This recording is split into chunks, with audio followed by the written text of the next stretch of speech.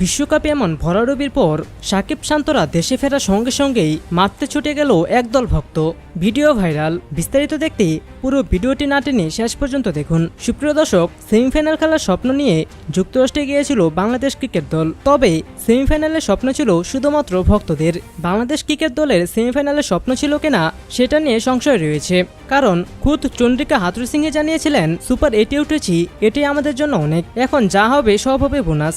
এমনকি শেষ ম্যাচে আফগানিস্তানের বিপক্ষে এত দারুণ সুযোগ থাকার পরও সেমিফাইনাল খেলার জন্য ন্যূনতম চেষ্টাটাও করেনি বাংলাদেশ ক্রিকেট দল। আর তাই তো বাংলাদেশের বিশ্বকাপ যাত্রা শেষ হওয়ার সাথে সাথেই সামাজিক যোগাযোগ মাধ্যমে প্রলয় হয় বাংলাদেশ ক্রিকেট টিমকে এয়ারপোর্টে জুতা ছুঁড়ে মারার। আইসিসির ভাড়া করা বিমানে ঢাকার উদ্দেশ্যে রওনা দেয় বাংলাদেশ দল।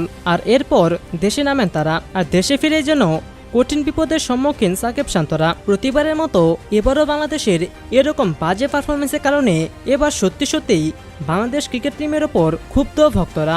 তারা কিছুতেই মানতে পারছে না বাংলাদেশের সেমিতে যাওয়ার জন্য ন্যূনতম চেষ্টা না করার ব্যাপারটা।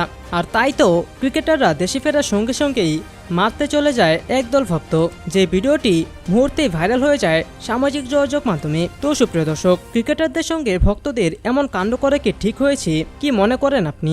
এ নিয়ে আপনার মতামত কি? আপনার মূল্যবান মতামতটি নিচে কমেন্ট করে জানিয়ে দিন। আর ক্রিকেটের সকল ধরনের খবরাখবর সবার আগে পেতে চাইলে এখনই আমাদের এই চ্যানেলটিকে সাবস্ক্রাইব করে রাখুন। আর ভিডিওটি যদি ভালো লেগে থাকে তাহলে এখনই একটি লাইক দিয়ে দিন। ধন্যবাদ সবাইকে।